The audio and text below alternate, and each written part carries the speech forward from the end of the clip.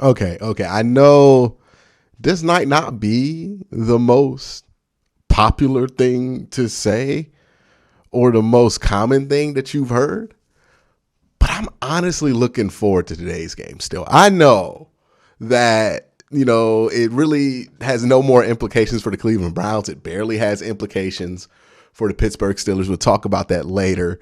But I'm just excited to watch a game of football to where whatever happens, win, lose, or draw, I don't have to be horrendously stressed out about it, right? Like I can just watch a NFL football game without having to think that the weight of the world, like it's just something that I've been looking forward to, right? This year has been filled with so much expectation, rightfully so, with the roster that this team put out here, with the record that they put up the year before, so much disappointment, rightfully so, with how this team has played throughout the year and et cetera, that we get to this point and, hey, for the next 2 weeks or the next week or so, I feel like we can just kind of relax, get introspective about this team and look at some other aspects of this team and see who needs to be brought back, who doesn't need to be brought back. And we don't have to do it in such a dire tone because, it's no longer dire circumstances for the Browns. So look, we knew that the whole winning the division thing at the last game of the year was not a pipe dream, but was something that would have been a big bailout to this year, right? Like they didn't play well enough to win a division in all honesty. And it would have been a huge bailout if they were able to do it. But, we kind of knew that wasn't really something that should happen, but could very likely happen. Bengals beat the Chiefs. That's no longer on the cards. The Denver Broncos lost to the Charger. The wild card is off the table. The Browns are officially out of the postseason race.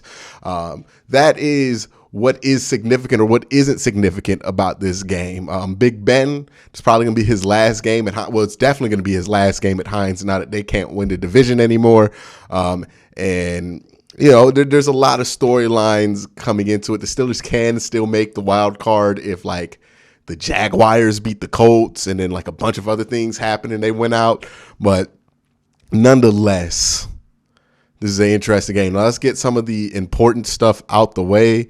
The injury report for both teams. We're going to look at the Browns. The Browns aren't going to have John Johnson. They aren't going to have Troy Hill. And they aren't going to have Ronnie Harrison, right? They're going to be out some of their players in the secondary. Right now, the only player out for the Steelers is Buddy Johnson. Pratt Freiermuth is going to play. And Kendrick Green and Presley Harvin are both questionable. So that's kind of the health situation for this team. The secondary guys being out, they've been out for a while. The secondary's played well, and nobody significant additionally is out this week that was not out last week for the Pittsburgh Steelers. So that's kind of what the circumstances, I guess, of this game is, right? The whole, the Browns can't make the playoffs. The Steelers still can. The Browns can technically ruin the Steelers' chance to make the playoffs with the win here. But in this whole conversation of what to do with these last two games, I think we've rolled upon a interesting one, right? And it's this ideal, and people feel much like most things with the Cleveland Browns, super polarized on both sides about this, right? And the question is whether the Browns should try to win these last two games or whether they should kind of send everybody home early and wrap this season up and try to lose these next two games. Now, I'm going to give my take on this first. Not first. I'm going to give my take on this secondly. I'm going to address why people think this is a good idea, right? And the reason people think this is a good idea is draft position. Basically, right now, if you look at the Cleveland Browns and where they sit in the draft order, they're about 13th. Now, that's because they have not played yet this week, right? Depending on whether they win or lose, they could jump up to 16. Yeah, they would jump up to 16 or 17. Or if they lose, they will be probably around. It would be probably around 11, right? Because they have the tiebreaker over Minnesota and Denver because they won head-to-head there. They would be at 12, right? So the Browns could be anywhere between 12 and around 18. Well, no, 17. I don't know how it goes down with the Steelers, but they'll probably be around 18 or 17. And I understand we're conditioned to this in a certain way, right? We've watched years of Browns teams purposely lose to get better draft picks, and we're conditioned to think better draft picks equal better players. But let me ask you a real question about that. Do you think better draft picks equal better players, right? The actual position of your draft pick? Or do you think that having a better talent evaluator equals better players, right? Because the Browns have had top 5 picks. The Browns have had 2 top picks in one of the best drafts of all time and still walked away with 2 turds. I don't really care where the draft pick is, right? I am less caring about where the draft is or draft pick is, and I care a lot more about who's making the pick, right? That's the most important thing. You can have the number 1 overall pick, but if you have a dummy making that pick, it's going to be a whole different conversation. I think this conversation for me would hit different if this were one of those drafts where the top 5 was loaded and there were all these 5-star players coming out. It's like a Myles Garrett and all this. Like if this is like 2014 where Aaron Donald goes 10 because the class is so loaded. But this just isn't one of those classes that are super top heavy. This is a class that's going to have a lot of people in that mid-first round range, and not a lot of guys that you want to take at top 5 money. And honestly, this isn't even a class, or this isn't even a situation where the Browns can get a top 5 or a top 10 pick, right? The highest they'll probably get is the 11th or 12th pick, depending on what Denver and Minnesota do. And it's just not worth it to me to lose out on purpose to move up a handful of spots in the middle of the first round. I think Andrew Berry is a good enough and proven enough talent evaluator that we can trust him to not have the top 5 pick and still come out with a good player in a draft like this. And when you think about the teams, right, that are constantly reloading in the AFC North, it's Pittsburgh, it's Baltimore, right? And to a certain extent, you can add Cincinnati in there. Now, Cincinnati has had some top 5 picks, but Cincinnati for a long time was reloading in the 20s. Baltimore, for the longest time, was reloading in the mid-teens to late 20s with their pick. Pittsburgh, the same way.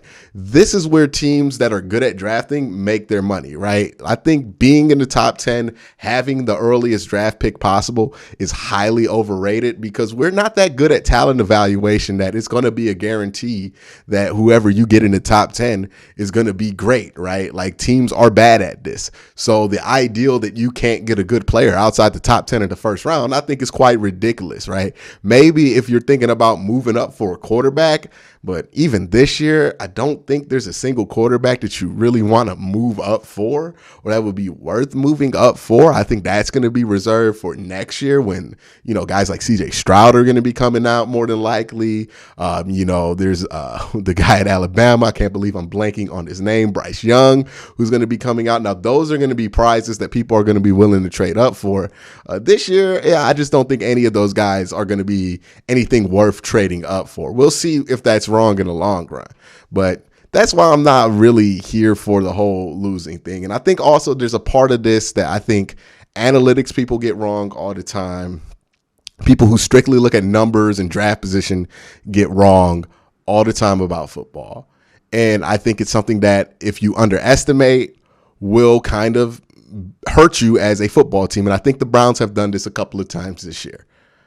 I think when we get into these numbers and we dig into these numbers, we forget that football is a game played by human beings. Now, what do I mean by that? I mean that this game is human, right? Like this, there are things in this game, variables in this game that computers cannot make much sense of, but the humans that do play and participate in this game can make sense of, right? And one of those things is perception. And when you're the Cleveland Browns and you have been as bad, and not just bad, but historically bad as the Cleveland Browns have been, you need to grab every inch of positive perception that you can get. because you don't have a lot to spare, right? And for the Cleveland Browns finishing above 500, look, it's a disappointing season. You did not meet expectations. By no means am I saying throw a parade for finishing one game above 500. It is a massive disappointment that they can only finish one game above 500. But if your disappointing year from the outside looking in is a one game above 500 year, that's not so bad to the people looking outside in, to the people that you need to change the perception of being a Cleveland Brown. And this isn't just for free agents, right? Obviously, when you want to bring in quality free agents, and I'm not just talking about big name free agents, but free agents that are middle of the road, solid spot starters, guys that you can get for cheaper money if they feel like your program's going for something, like those guys, that matters. That perception 100% matters. And for draft picks, that matters, right? There is a world of difference between the play that we've gotten from rookies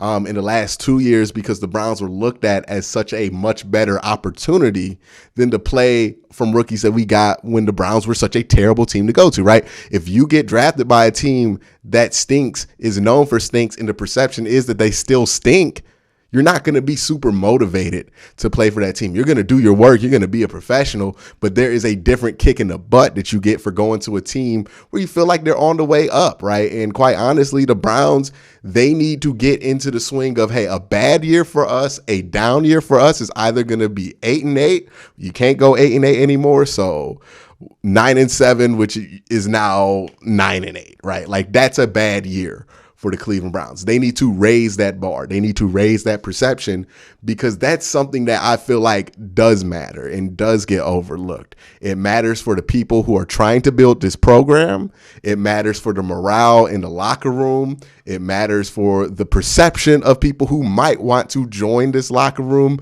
both draftees and non-draftees. Like, these things do matter. These games still do have some bit of matter in them. And I think it's kind of, I think it can be easy to overlook because we get so wrapped up in, draft positioning and all that. But the Browns' best drafts have been these last few years, and they've been with like second round picks and 6th round picks, right? Like, we've gotten a starter in the 6th round. JOK was a 2nd rounder. Greg Newsome was a late 1st round guy. Like, the Browns are a team, with Andrew Berry at least, I feel like are capable of drafting a good player wherever they are in the draft. So I don't think it's necessary that you damage your perception just to get a higher pick when you have somebody who can make a fine pick in the middle of the 1st round. So that's why I'm not with it. I think the perception of this team matters. And I think there is a huge difference from this team being disappointing in finishing 7-10 and this team being disappointing in finishing 9-8. I think that is a world of difference in perception. That's why I want them to win out still, despite it hurting them by not giving them great draft position.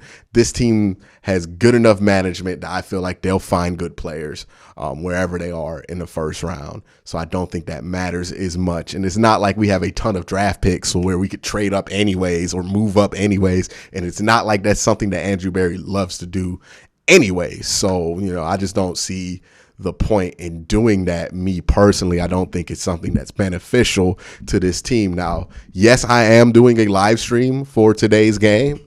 I definitely will be live. I think this is going to be one of the more enjoyable live streams, because instead of being stressed out about what playoff position is going to be, if we're going to make the playoffs, why we should make the playoffs, we can just talk football. It's going to be more relaxed. Hopefully people come here already done drank out all they sought over what happened on Sunday, and we can just kind of relax, talk about football, talk about what we've appreciated from this year and what we haven't appreciated from this year in a respectful manner, and what the next steps should be, because now we're at that point in the year where we're talking about next steps, where we are talking about the draft, where we are talking about free agency, where we are talking about what we can do at the quarterback position to upgrade or to fix what we got, right? Like, that's the point of the year that we are at now. So let's have those conversations. But that's going to be it for me today so far. Make sure you check out the stream later on today, Monday Night Football. But again, guys, thank you for watching. Again, guys, have a great day. Have a good night.